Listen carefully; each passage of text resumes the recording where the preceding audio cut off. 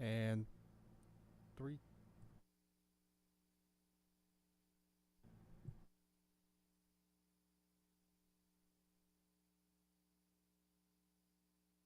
Live from FedEx Forum, this is The Odds Couple on YouTube at Grind City Media and the official Grind City Media app. Here's Rob Fisher and Lang Whitaker.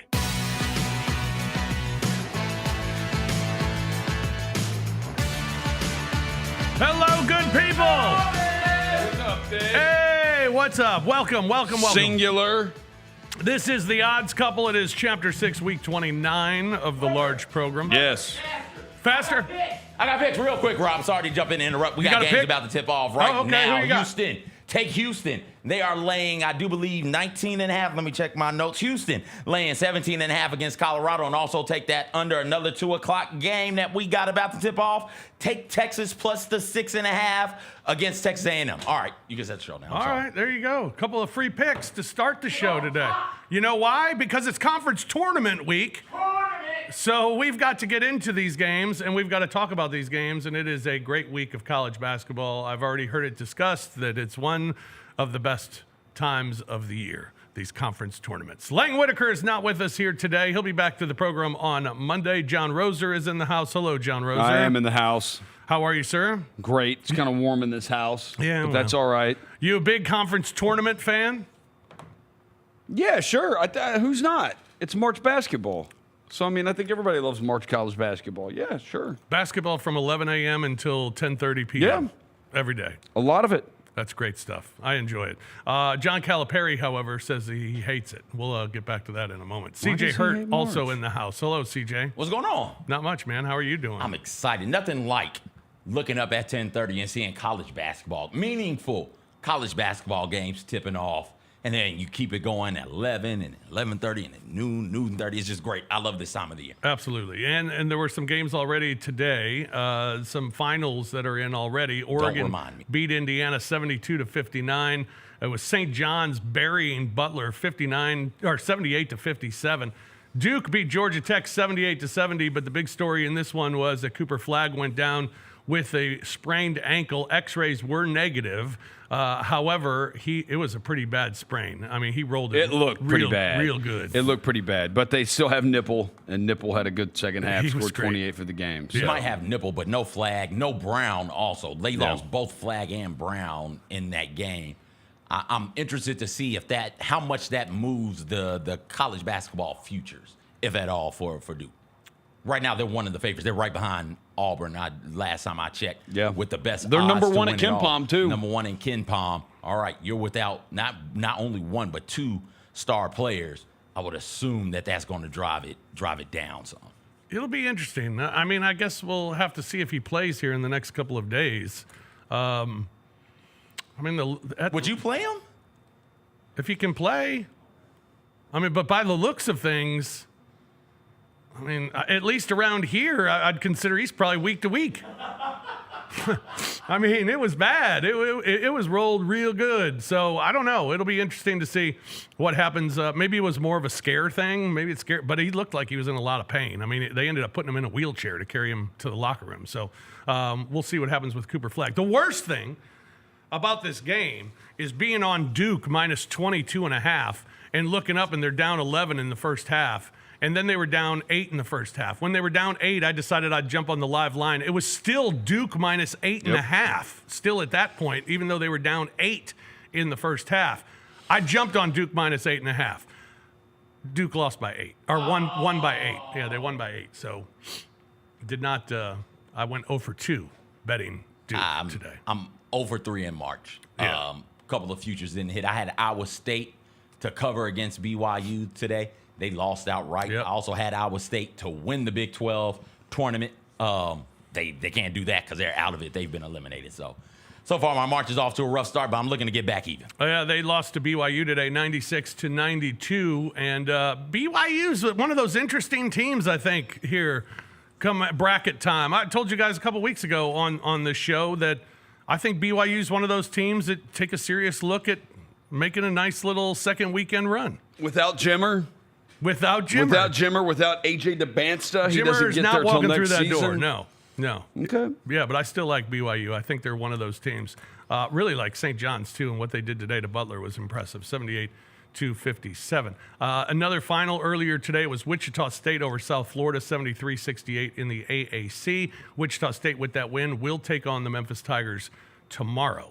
So we'll talk about It's that a one. noon game, isn't it? I believe so. Yeah. So we'll talk about that one coming up here as well. But first, let's take a look at some of the SEC first round action from last night. It was Arkansas over South Carolina, 72-68. And Arkansas playing right now against Ole Miss. They had a big comeback, but now they're trailing by 5. Arkansas down to Ole Miss by 5 with 4 minutes to go in that game. Also last night, it was Vanderbilt losing to Texas after Vanderbilt had been on such a roll going into the conference tournament. Mississippi State, they get a huge win over LSU, 91-62, and Oklahoma beat Georgia 81-75. I guess the bubble team there talking about right now is Arkansas, and they got Ole Miss. They're down 5 to Ole Miss with about 4 minutes left. But John Calipari trying to get his team, they were a bubble team.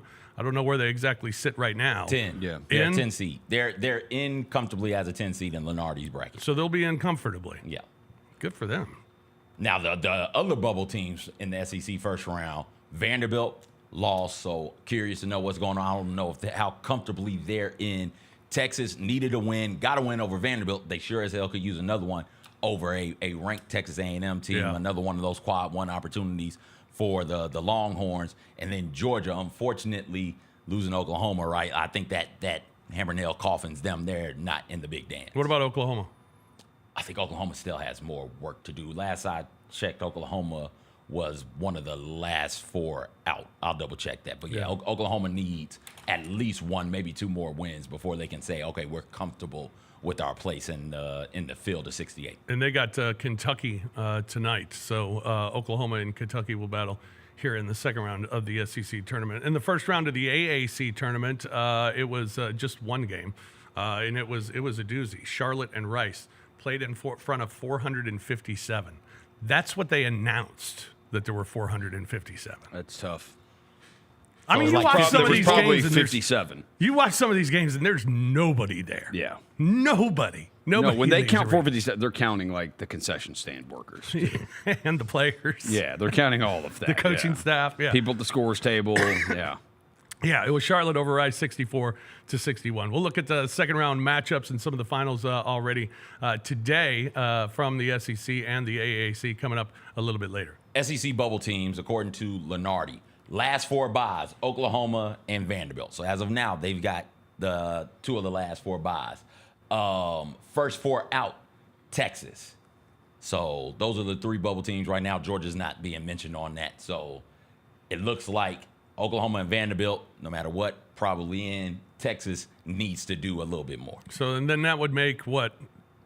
That would make 14, I do believe. And South Carolina, LSU. South If Georgia Carolina, doesn't make South- it, that'd okay. make 13. So then that make 13. Yeah. Wow.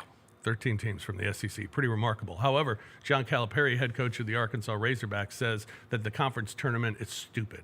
He said there's no reason to play it because you get gassed heading into the NCAA tournament. He said the only reason you really play it is for seeding in the NCAA tournament, but it's not worth it. He told his players, just play hard. Seriously? He has been fighting this for years about how the conference tournament is not worth playing. For years, John Calipari has been on top of this. But he's like the only one who has continued to be on top of this. I don't think he's wrong.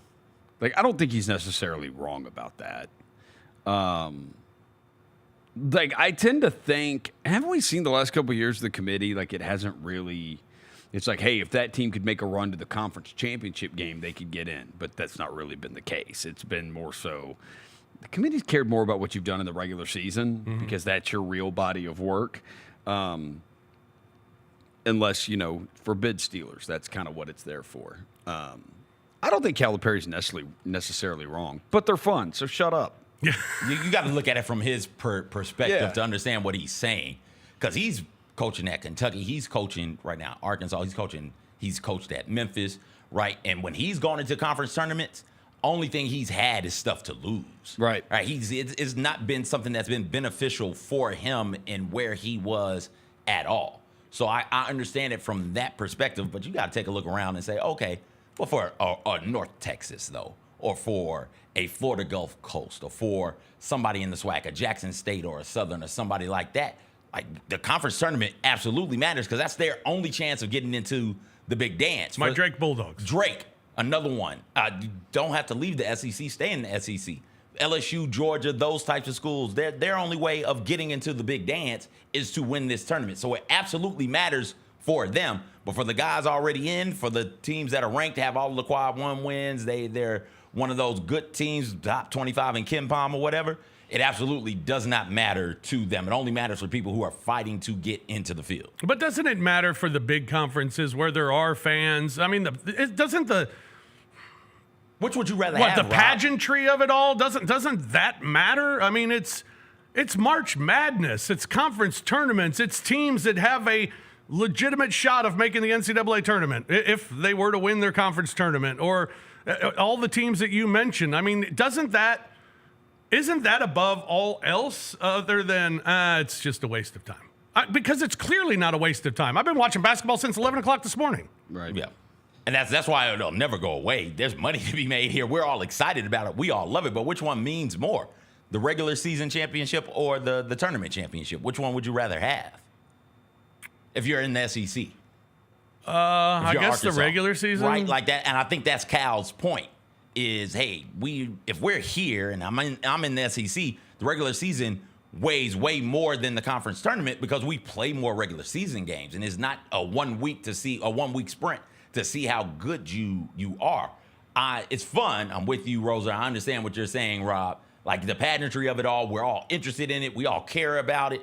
But honestly, we care because it's, for the most part, it's our first time. It's my first time watching some of these schools play. It's my first time watching McNeese State, Wofford, those types of schools play. That's why I'm super interested in it. It's 360-something college basketball teams. No way I can keep up with all of those all year long. But for a week, and we're dwindling them down as we go, I can follow that. That's what the thing I love the most about the conference tournament. And watching the teams that you haven't seen before Yeah. is a lot of fun to do. This is the time of year where I discovered Kenny Lofton.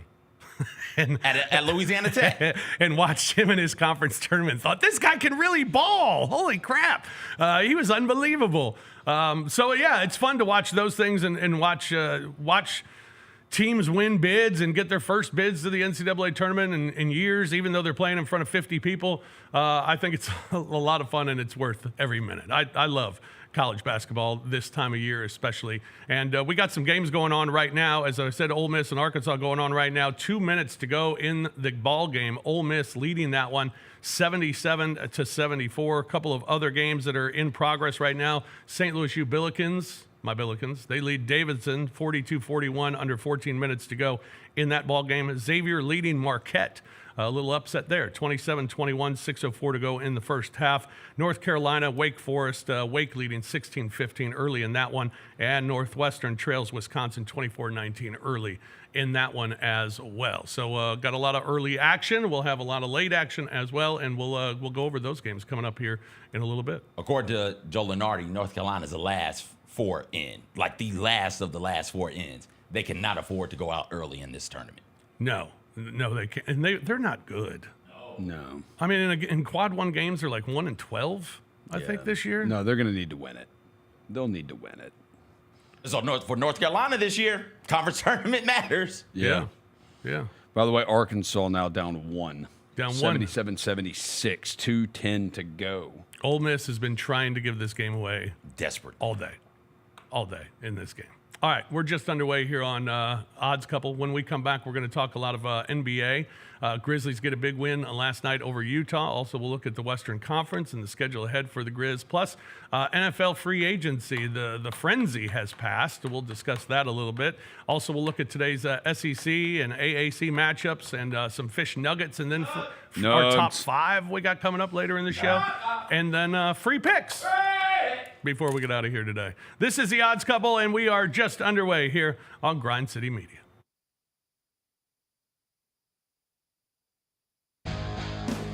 Grizzlies fans know it's the team that gives you the edge. Big River Steel does too. And much like the Grizzlies have recruited legendary talent, we want you to be part of our team. Are you ready to be part of something legendary? Then visit www.bigriversteel.com. That's www.bigriversteel.com.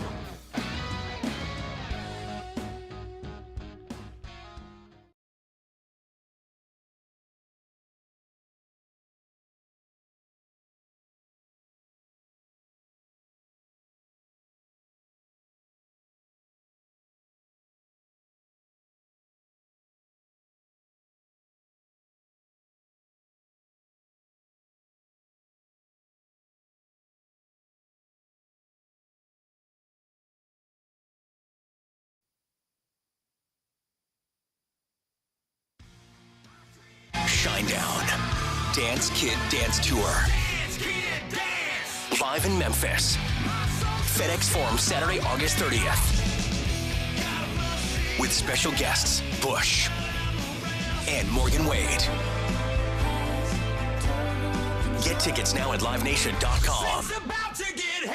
Shinedown, live in concert. For more, visit shinedown.com.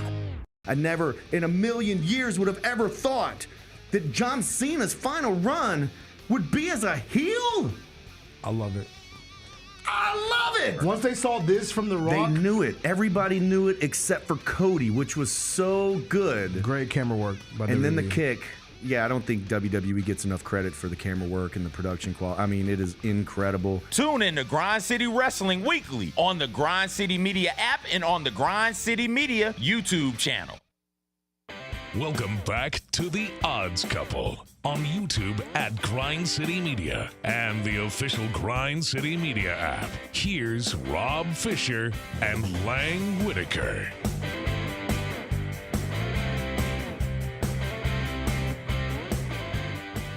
Welcome back, everyone, to The Odds Couple on this Thursday afternoon. Don't forget, The Odds Couple comes your way each Monday and Thursday at 2 o'clock live as we get you set for the week and also a recap of the weekend on the program. Arkansas, by the way, now leading Ole Miss 78-77, 106 to go in that ballgame. Could Cal have been lying to us? That's the other part of this conference tournament. Things don't matter. I'm just telling my guys to play hard. It takes pressure off of everybody in the media because if they lose, it's, oh, Cal told them not to try. Whereas if he hadn't have said that and they lost, like, what's the hell going on in Arkansas? Yeah. I think some of that is just trying to take pressure off of the players. Yeah, we'll see. I don't know. He's been crying that for years about the conference tournament. As you said earlier, I've lost track of all the stuff Calipari cries about. Right. He's always had stuff Whatever to it cry is, it's not his fault. It's somebody else's, and he's the victim. about. That's exactly right. And that's the case here, too. But you know what? I can't blame him. It's made him a multi-millionaire, so, you know. He's done all right with that attitude. Done all right doing it, so it's Yeah. worked for him. Oh, man. All right, we'll get back to some college basketball and keep posted on this game as well. Arkansas leading by 1 over Ole Miss. Memphis Grizzlies got a win last night over the Utah Jazz. 122-115 was the final score. John Morant with 28 points. Luke Kennard came off the bench for 30 for the Grizzlies last night. Grizz have now won 4 in a row, John Roser. They have. And are you impressed with what you've seen? No. No. But the important thing is they win. I'd rather do that than do what we did before, and that's lose like 4 or 5 games in a row at home. So they're winning the games. Have they been overly impressive? No. Ja's been better in the fourth quarter, I think, up until last night. And he did go 2 for 2 from 3 against the Jazz in the fourth quarter. But the previous 3 games, the previous 3 wins, he was 73% in the fourth quarter, shooting 11 of 15 from the field. Also, his free throw numbers in March have been 84%. He had a long stretch. You know, he went 7 of 11 the other night, but before that, Had 41 in a row. right, like which is massive for a guy who you want to get to the free throw line. He's had his complaints with officials, whether he's right or wrong doesn't matter. But when he's gotten to the line, he's been making them. As I said, 84% in the month of March. You want to see what it looks like when they get Jaren back with Ja playing with this kind of enthusiasm.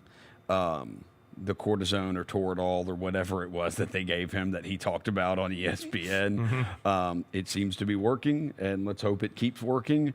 and he doesn't have that fear when he drives to the basket about, something happening to it. So, but no, do you want me? I mean, Friday night Cleveland. Like, I know you can beat the teams you've beaten. Like, it's Friday night Cleveland. Beat them, and I'll perk up a little more. Yeah. Yeah. CJ? I think you feel that too. Well, it's just, I think the thing that keeps you going is it's March. It's post All-Star break. We're going to be in the playoffs, which is way better than not being in the playoffs. Yeah, and every game is big, and this time of year, even more so than early in the year, I don't think you look at how you win. You got to win. Figure out Nah, how to I'm win. with you. I'm with you on get that. it.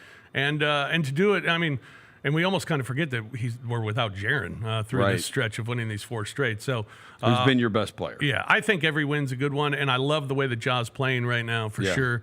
Dez has been on a heater a little bit, had a rough one the other night, but even when he had a rough game scoring, he still had 9 assists in that game. So he's contributing and playmaking and doing a lot of things in different ways, which has been great. So I think it's been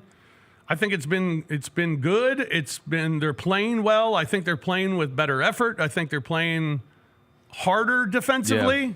I wouldn't say that they've figured out everything defensively, but I think they're playing harder on that end. So those things I think make me encouraged in this 4-game winning streak. CJ?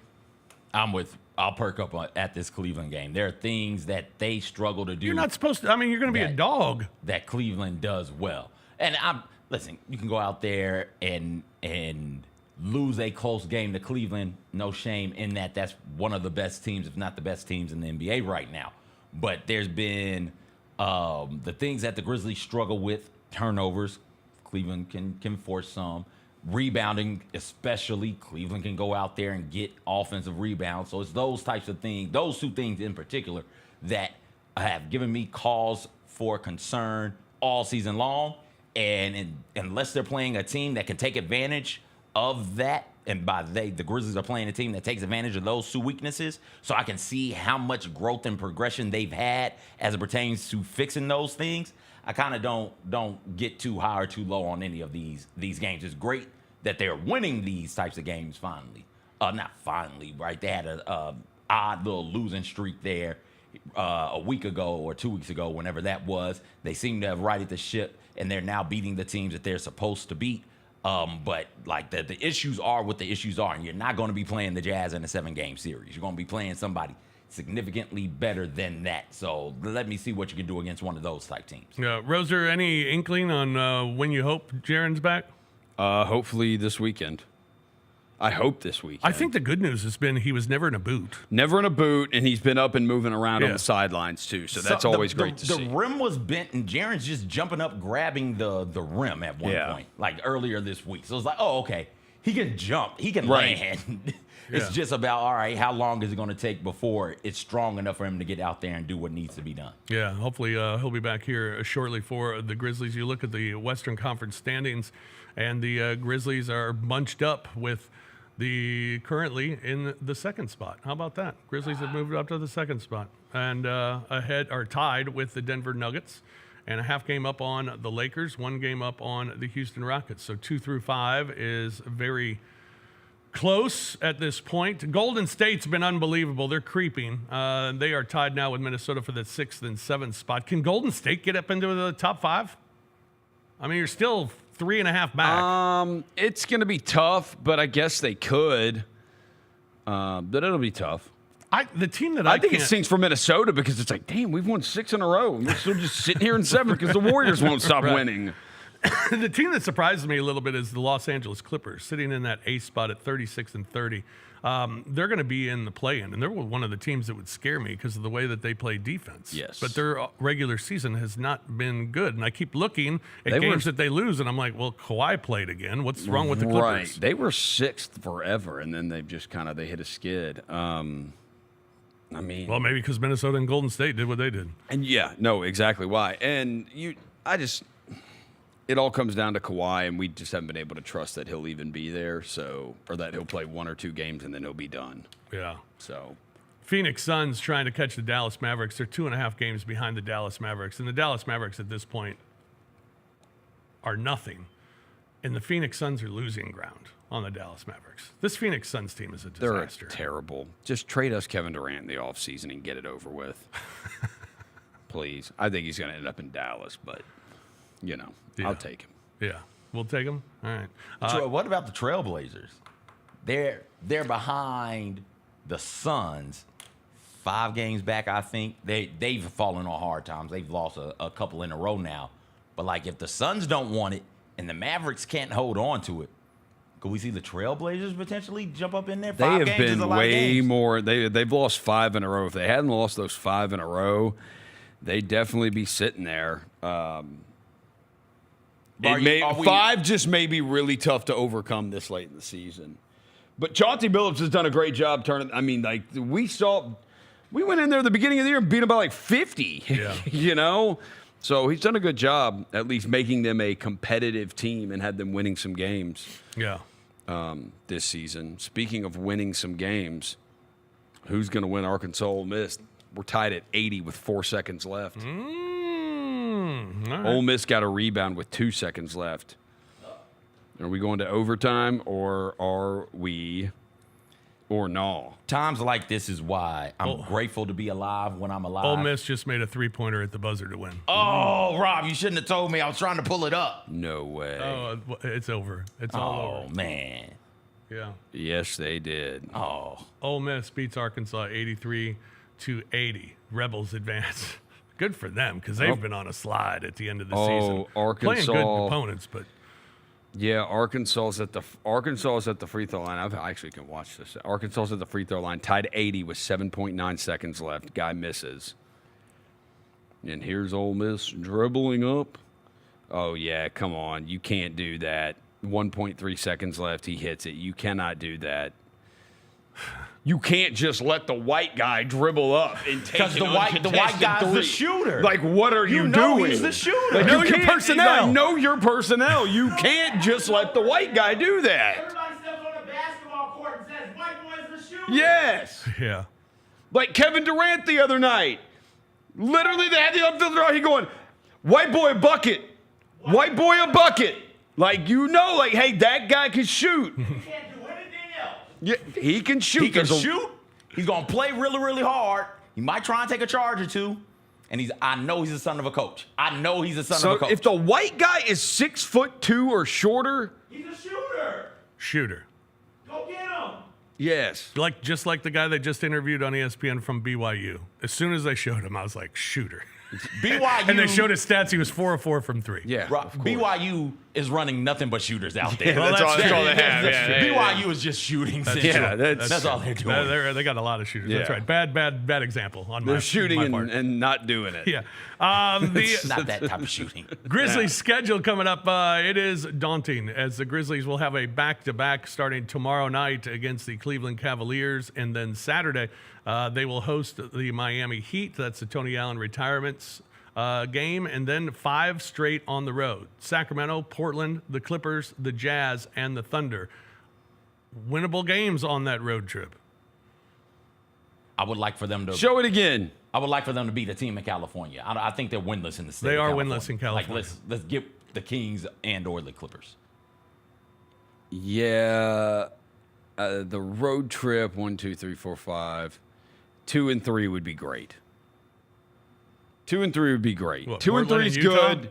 2 and 3 is good. 3 and 2 would be great. Yeah. 2 and 3 is good though. 4-1, everybody's feeling good. 4 and 1. Where I'm feeling. I'm good. taking my shirt off Let's like go CJ. Spinning around your head, twisting like a helicopter. Yeah, exactly. Do it. Exactly. Shout out Petey Pablo. Big schedule for the Grizz. In the National Football League, free agency frenzy was going on this week. Roser, what has happened to your team? We are retooling Yeah. on the fly, trying to. We'll see. We'll see how it goes. They're doing something similar to. Well, I mean, why would you? The guys we didn't bring back, the only ones that I like that for me personally, like, man, that stings. Debo Samuel and Dre Greenlaw. The rest of them, whatever. Like I'm not upset about it. But like, I love Debo and I love Dre Greenlaw because they're like heartbeats of the team, you know. But Greenlaw's had the Achilles injury. He tried to come back last year and he got hurt again. Debo was 20 pounds overweight all season. It was time, so I get it. Those guys, all the guys they lost, signed in free agency for what the whole salary cap is this year. So, I mean, you can't keep all of that. And you went 6-11. So, I wouldn't be surprised if McCaffrey's next, if they try to find a trade for McCaffrey. But yeah, you just, you got to move on. You got to retool, and you've got to hit the draft. You do. Like the Rams went through this a couple of years ago. They spent all the money. It didn't work. And then they finally said, well, they won the Super Bowl. And then the year after that, it was like, they had a disappointing year. And it's like, all right, we can't keep doing this trading our first round picks. We've got to keep our draft picks. And now we got to rebuild this thing. And they had a couple seasons, and then you started to see this past year they hit on these draft picks these last 2 years, and you started to see it show this season. And that's what it is. The Niners, like, you've still got Nick Bosa, you've still got Fred Warner, you've got Diamador Lenore as cornerstones of your defense, and you've still got Trent Williams, you've got Purdy, you've got Brandon Ayuk, you've got Jawan Jennings, you've got George Kittle. Like, you have players who can play, you know. So you need to hit some draft picks around these guys. And if you hit the draft picks, you can be a good team again. One of the big picks the Rams hit on Puka Nacua, right? They hit on Puka Nacua. They hit on both of the defensive linemen from Florida State. So if you can draft well, you can identify talent, and you can Kyron draft Williams. Kyron Williams, you can get out of this situation. I thought that after the Super Bowl run, I thought the Rams were dead because of the draft situation, the pick situation. In the NFL, you need players outperforming their contracts, and that's usually dudes on that rookie contract, that first contract. Because once you get really good in the NFL, you got to pay them. And salary cap sport, you can't keep them, you can't pay everybody. So then you have to make some choices and some decisions. So if you can get those guys immediately to make an impact on that rookie deal, you're in a good spot, and the Rams have a plethora of dudes on their roster doing that right now. So that's the blueprint for the 49ers. That's a blueprint for everybody. Most teams can't execute No, it, most teams can't do it. So let's see what the 49ers do. No, we need a draft like we doesn't have to be quite the same because we already have some elite players on the team. But like the 2019 draft was massive for us. We got Nick Bosa, Deebo Samuel, and Dre Greenlaw all in that draft. Like, so it's not like we've got like 10 picks. Yeah, like you got to hit on all 10. But if you hit on 3 of them, like you hit good on 3 of them, there you go. Yeah. Like you're good to go again. So it all, it had to come to an end. We had our chances. Went to 2 Super Bowls in this era with players. Went to 2 Super Bowls. He didn't win either one of them. So, All right. Let's check out the Super Bowl odds, by the way, as they have changed since free agency has been underway. The Philadelphia Eagles still your favorite at plus 650, followed by the Ravens and the Chiefs at plus 700. The Bills at plus 750. Lions at plus 1,000. The Niners still up there at plus 1,500. The Commanders jumped up a lot after picking up Debo. They're at plus 1,800 along with the Cincinnati Bengals. Then you have the Rams, Packers, Chargers, Texans, and Buccaneers. By the way, even after free agency, the fact that the 49ers are still 15-1, that tells you what odds makers still think about the talent they have on the team. Like, there's still really good players on the team. So I bet Trent Williams is an all-pro this year. I will say that. I think Trent Williams, he had a down year last year. I think he's going to be, awesome. I don't. It's way too early to even say what would be a sneaky pick. I mean, you haven't in the draft yet. Sneaky. All of them are sneaky at this point. I mean, Washington Commanders. There you go. Boom. Sneaky pick. Plus nobody's minus money. All of them are plus money. Plus 650 is the lowest. Like all of them are sneaky at this point. They're all sneaky. Disappointing in the Bills. Wanted them to go after one of the more premier edge rushers, be it Myles Garrett or Max Crosby. But they did go out there. They got the other Bosa brother and ended up managing to get him, which I think helps them absolutely. But it's not the same as those other 2. Right. Well, Max Crosby was going to be tough, and so was evidently Myles Garrett was going to be tough to get those guys. Max Crosby, they made him the highest paid defensive player in the league. And that didn't last very long because Jimmy Haslam refused to take a meeting with Myles Garrett about his trade demand and just said, hey, Myles, what if I give you $40 million a year? Myles Garrett's like, oh, yeah, man, I love Cleveland now. Cleveland's a cool place. Let's do this. I'm good playing Go here. Browns. Yeah. The Buffalo Bills, who CJ mentioned, they're at plus 750. They are the fourth best team as far as the odds are concerned for Super Bowl 60 next year. All right, we'll take a break here on the odds couple. When we come back, we'll look at the college basketball action, update the scores going on right now, and look at the SEC and the AAC, what's going on here this afternoon and this evening. We got fish nuggets, we got a top 5, and we got free picks. Your Cougars are looking good, CJ, up 19-7 in the first half right now. They're going to beat the hell out of those dudes. Go Cougs. All right, we'll take a break. We'll come back. More of the odds couple here on Grind City Media.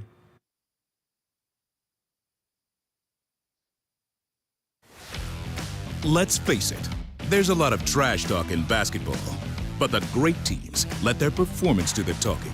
Like Ford F-150 with Pro Power on board, a class-exclusive industry-first feature that turns your truck into a mobile generator and leaves the competition speechless. Ford F-150, official truck of the Grizzlies. Greatness starts here at your Mid-South Ford dealer. Class is full-size pickups under 8,500 pounds, GVWR. Kroger shoppers and Grizz fans, want exclusive last-minute discounted ticket deals texted straight to you during the Grizzlies 2024-2025 season? Sign up with the new Kroger Buzzer Beater deal. Fans can sign up by texting Grizz to 636-479 or visit your local Kroger store in the Delta Division and scan the QR code. By signing up, you agree to receive recurring automated promotional and personalized marketing text messages from the Memphis Grizzlies. Consent is not a condition of any purchase. Message frequency varies. Message and data rates may apply. Thanks for showing up, Memphis. Nothing beats catching your Grizzlies IRL, and nobody knows that better than you. So next time you want to hit up a game, Ticketmaster's got your back with tickets to every upcoming matchup. Whether you're catching the Grizzlies at home or on the road, you'll find tickets at Ticketmaster, the official ticket marketplace of the Memphis Grizzlies and the NBA. Keep putting that jersey collection to use and get Grizzlies tickets today. There's no better brag than saying you saw it live. See you courtside again soon, Memphis.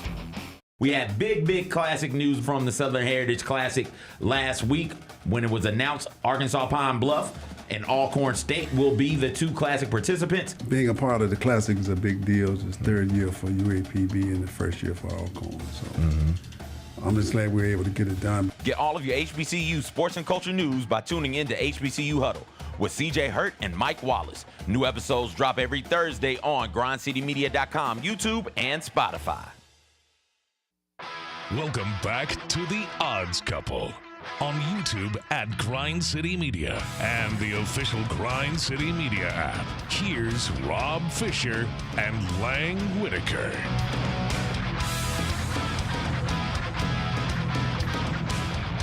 Welcome back, everybody. It's The Odds Couple. So I got Toledo plus 2.5 against Ohio. Following it on my phone, there's 2 seconds left. Ohio leads 76-75, and there's a video review for something.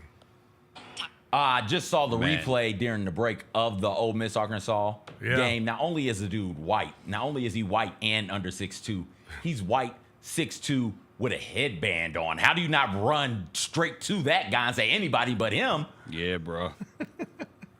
What channel was that game on, Rob? Do you know? Ohio, Toledo? It doesn't even have it listed as a channel. So maybe ESPN Plus or something. But now they've added time on the clock. So Ohio leads by 1, 4 seconds left. Toledo ball. I have Toledo plus 2.5. Go Toledo. Rockets, right? Go Rockets. Yeah, go Rockets. Absolutely. I don't know. All right. Here's what we got today. Let's look at the matchups for today. A couple of finals have already come in for the SEC, and what we got today. Arkansas Ole Miss is a final. Ole Miss winning that one 83-80. Ole Miss was a 4.5 point favorite, so they did not cover, but they win at 83-80. Texas A&M 6.5 point favorite over Texas. You talked about Texas needing to get in. Missouri 3.5 over Mississippi State, and Kentucky 6.5 over Oklahoma tonight. Oklahoma needing some help as well. They could get a big win over Kentucky, would be huge for them as they're getting 6.5 in that one. A game of those three that are going on later: Texas A&M, Mississippi State, Missouri, Oklahoma, Kentucky. I guess Mississippi State, Missouri is the one I'm interested in the most. Missouri's been a really good, great home team this season and dominating opponents. But their last 5 road games, they've given up 90 points in each of those games, and they've lost them. They're taking on Mississippi State today. neutral site game, of course. So we'll see what Missouri's got as a 3.5-point favorite against a very good Bullies team as well. So looking forward to that one here today.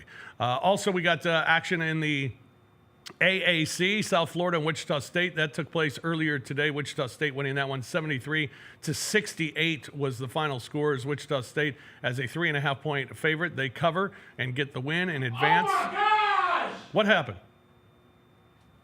Ohio has the rock. No, the yellow team. Toledo has the rock. Going the length of the court, gets fouled. I'm not sure if it's on the shot or if it's on the ground. But he gets fouled with 0.2 seconds left, and it's a foul. It is absolutely a foul. And it's a 1-point game.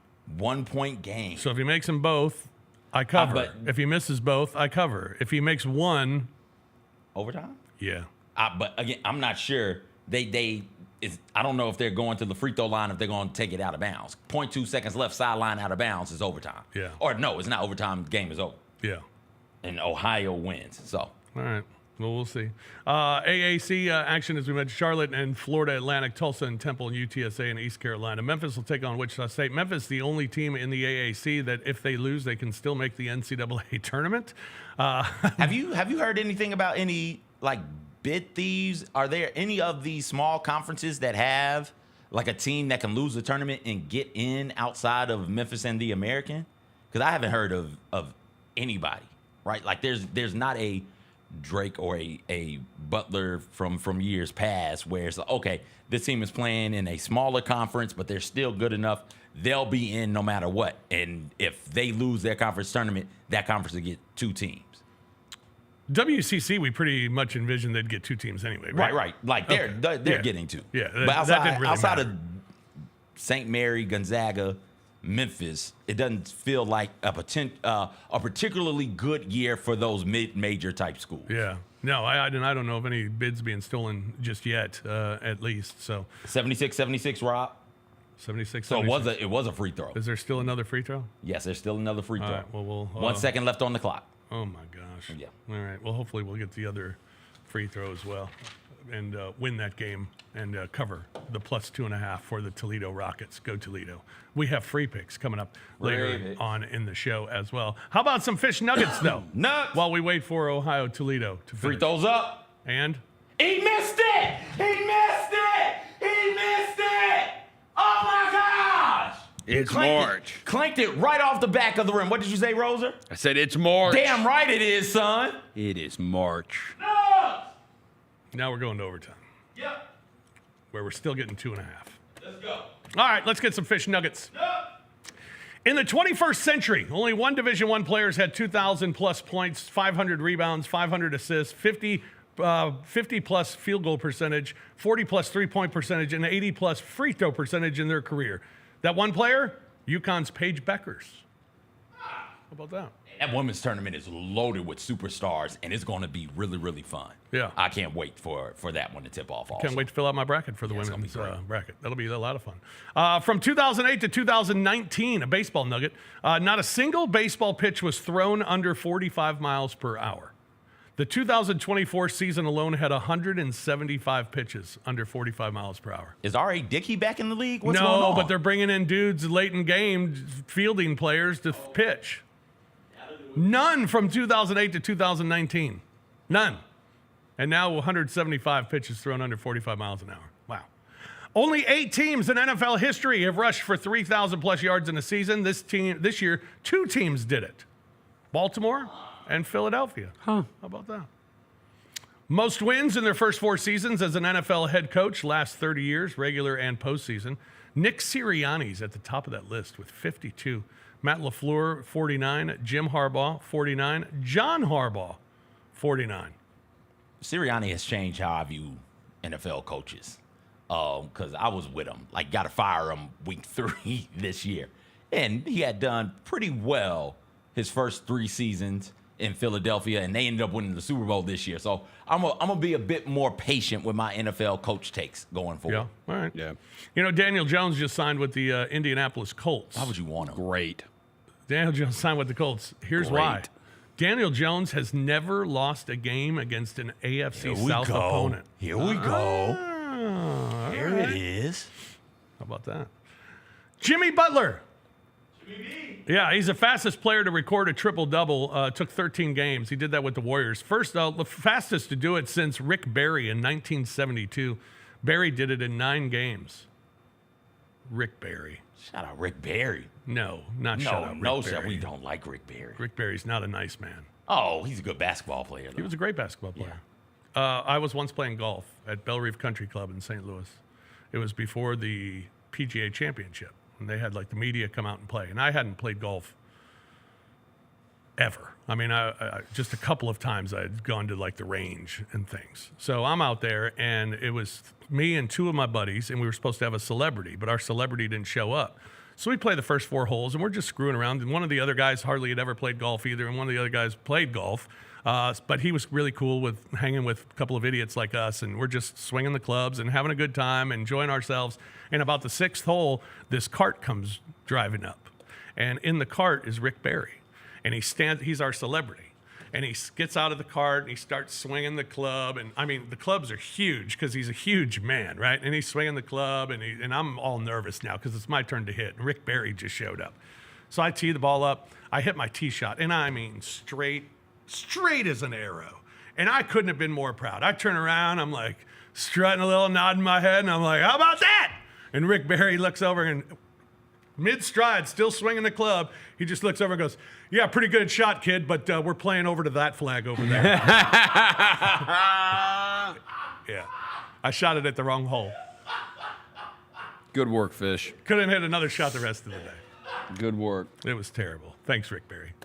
All right, one other nugget. Gonzaga is the only Division I team in the last 25 seasons to score under 60 points, shoot under 10% from 3 on 15 or more attempts, get out rebounded by 15 or more, and yet still win the game. They did that against San Francisco. Division I teams have been 0-121 over the last 25 seasons when putting up those numbers. I know they're leaving the West Coast Conference, but you just got to name that trophy after them. All right, you win the championship, you win the tournament. It's the Gonzaga trophy because they dominated that tournament and they dominated that championship game also. They did, and a game that I thought St. Mary's would win because St. Mary's has been the much better team all season. Beat them twice. Yep. I had St. Mary's in that one also, and St. Mary's to win the West Coast Conference. And Yeah, there's that. All right, there you go. We'll take a break here on The Odds Couple. When we come back, we got our top 5 this week, and we got some free picks before we get out of here. It's The Odds Couple right here on Grind City Media. Grizzlies fans know it's the team that gives you the edge. Big River Steel does too. And much like the Grizzlies have recruited legendary talent, we want you to be part of our team. Are you ready to be part of something legendary? Then visit www.bigriversteel.com. That's www.bigriversteel.com.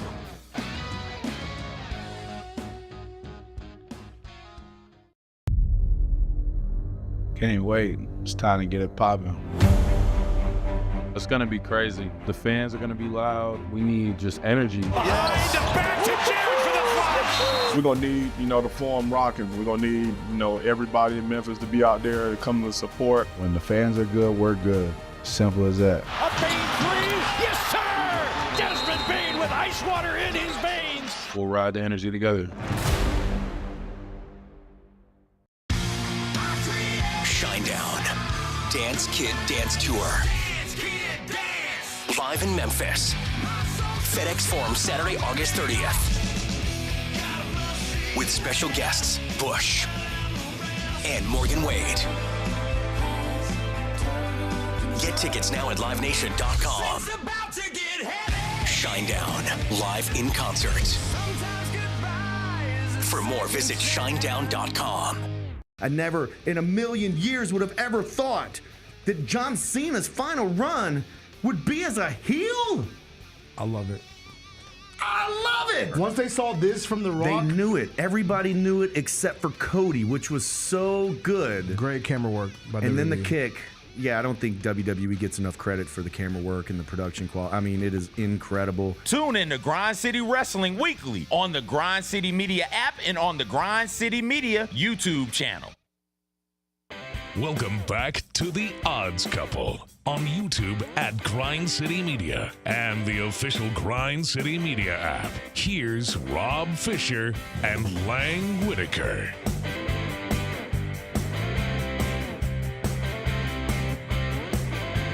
Welcome back, everyone, to the Odds Couple Thursday edition of the large program. We will be back with you on Monday. Lang will be back with us on Monday as well. The show gets underway at 2 o'clock on Monday as we'll recap the weekend. And Monday's show, it's all about the bracket. It's all about the bracket. It's about filling out the bracket. We're going to go game by game and fill out the bracket. Yeah, so that'll be fun on Monday's show. And then Thursday, we'll get started with the NCAA tournament. And we'll have a show for you then as well. First thing we want to do right now, though, is our top 5 this week. And our top 5 this week is our top 5 NBA contenders. Top 5 NBA contenders. I'll go ahead and start. I like the Oklahoma City Thunder at number 1 and the Cavs at number 2. I know they're the top 2 teams in the league, but I love them because their defense is just smothering. And they are so deep with both teams. They're so deep. So I'll keep them up at the top spot. I put the Lakers number 3 just because to beat Luka and LeBron 4 times, I think it's going to be very difficult for anybody. So I'll keep them up there. I don't really believe in their team, but I believe in those two. Boston Celtics at number 4, and then the Denver Nuggets at number 5. They've done it before, and they got the best player on the floor every time they play a game. So those are my top 5 and my top 5 NBA contenders. CJ, who you got?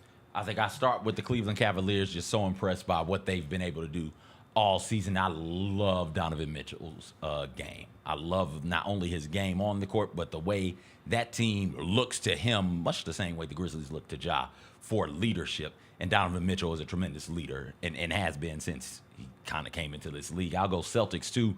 They've done it before. If those threes are falling, there's nobody who can beat them. If they are not falling, the Celtics aren't going to stop shooting, and that's when you can get them. We saw the Thunder do it last night. Last night we saw the Thunder get the Celtics. Celtics were like 9 for 40-something from 3. All they're going to do is come down, hoist up shots, and try and go to the rim and get fouled. But it worked last year. Everybody's still back. I'll need to see somebody knock them off to believe that it can be done. I went with Denver number 3 because the best player in the world is Jokic. Maybe not the MVP this year, but the best player in the world is Jokic. And if you got that on your team, you can win a 7-game series. I went with the Thunder at 4. I think there are dudes you can help off of, especially come playoff time, 7-game series. Caruso's out there on the court. Just say, hey, just don't guard him. Clog that middle, make things more difficult for Shea, and want to see some of these other players around him step up. Dort is a tremendous player. J-Dub, the dark-skinned cat with the braids, is good as well. But I want to see them with the ball in their hands have to make plays to win games, and I'm not sure I've seen that yet. And I went with Lakers at 5 because I'm not sure how you stop Luka and LeBron. Yeah. Roser. All right, so I don't know if this is just the correct order or what, but I'm just going to go with the Celtics. I think the Celtics still have. I think the thing that's going to be tough for them is obviously repeating. You made that run last year and you won it all. It is tough to do it back to back, and a lot of your guys played in the Olympics. Jason Tatum actually played the least amount in the Olympics, and he was on the team. But Derek White, Drew Holiday, like those guys played. And so it's just a lot to ask in. But they have the biggest X factor in the NBA. But who knows if he's ever healthy. But Porzingis with the Celtics, and they are unbeatable. Like, I think they are unbeatable when he is out there. You just don't know if he's ever going to be out there, though. Yeah. Cavaliers, I'll say number 2. I love this Cleveland team. They are fun. I do think they're going to run into a big problem, which is a good thing they have Evan Mobley that can play the 5, and they can slide Hunter over there to play the 4. But they're going to run into an issue with that backcourt being small, and teams are going to target those guys, especially Garland. He's little. It's an issue I think the Grizzlies are going to run into long-term with John Dez. They're small backcourt, and neither one of them are great defensively. You get targeted. I think the Cavaliers are going to run into that with Garland and Mitchell. 3, OKC. Their defense is amazing. They're going to run into the issue of teams trapping SGA, and they're going to make Jalen Williams or Chet Holmgren beat them, and we'll see if they can. I don't think they will. Lakers 4, Warriors 5. I think the Lakers or the Warriors are coming out of the West. Wow. I think it's going to be one of them. I think the Lakers and the Warriors can run into – they have the thing that other teams don't, and that is we have the 2 best players on the court in the playoffs. We got the 2 best players. Like, you can hate Jimmy Butler all you want, but Jimmy Butler gets paid and Jimmy Butler performs. And they paid him, and Jimmy Butler's performing, and look what the Warriors have done since they got him. Now, you could put the Golden State Warriors out there against the Oklahoma City Thunder. SGA is going to be taken with one of those 2 spots, but you're taking Curry and Butler. They're going to be in the top 3 that get taken. And at any point, we've seen what Jimmy Butler's done in the playoffs. He's taken the Miami Heat to 2 NBA finals, been the best player on 2 teams that have gone to the finals. He overperformed there. Minnesota had been total crap until he got there. His 1 season there, they go to the 4 seed. Philadelphia has been absolute dog crap as far as what their expectations are versus what they've done since Jimmy Butler's been gone from there. So, yeah. I would think if you had to ask me, and we're not allowed to put money on this stuff, but I would bet you that it is the Lakers or the Warriors that come out of the West. Well, I hope not. You had who plus 2.5, Rob? Toledo, right? Yeah. They're up 1 at the free throw line. Under 20 seconds left. Okay. 19.9 seconds to be exact, Rob. All right, keep me posted. All right, it's time now for some free picks. Anybody got some free picks today? I do. 87-85, Rob. First free throw went in. All right. I am rolling with Louisville minus the 10.5 against Stanford. Louisville's riding a 9-game win streak. Louisville plays Stanford last game of the year. Beat them by 20. The Stanford team is not very good. They've got Hepburn, who's one of the best 2-way players in the nation. He's the AAC Defensive Player of the Year.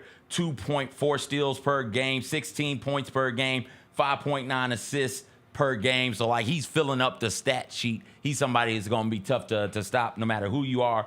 And then the job Coach Kelsey has done since he's been up there. Been remarkable. Coach of the Year in the AAC and the AAC and the ACC.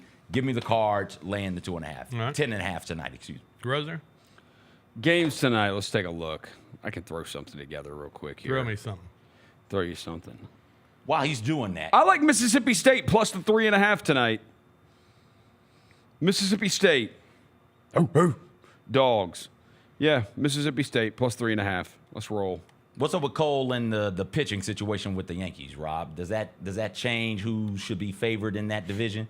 Because it's about time for me to put some money on. No, they lost baseball. them a lot last year, okay. And they were still fine. And they got Max Fried this year, so they should be fine.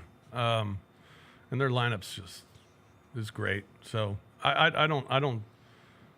It'll hurt them, but still I don't. The favorite over the Orioles. Yeah, okay. I would think so.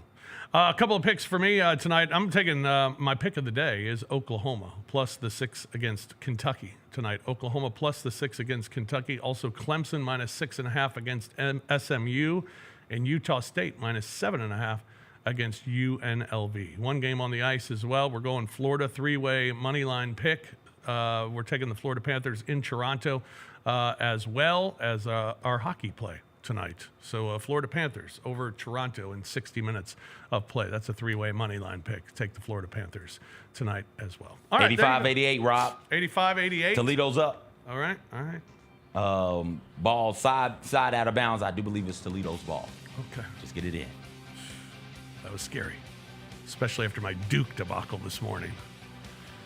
That'll do it for us today here on The Odds Couple. We'll be back with you on Monday when we are looking at the NCAA tournament bracket. Yep, we'll be doing that Monday. The show starts at 2 o'clock, and then we'll be back Thursday as well at 2 o'clock each Monday and Thursday, 2 o'clock for The Odds Couple. For CJ, for Roser, I'm Fish. Thanks for joining us here today. We'll talk to you again Monday. Good luck with all your bets, everyone, and tune in Monday here on The Odds Couple on Grind City Media.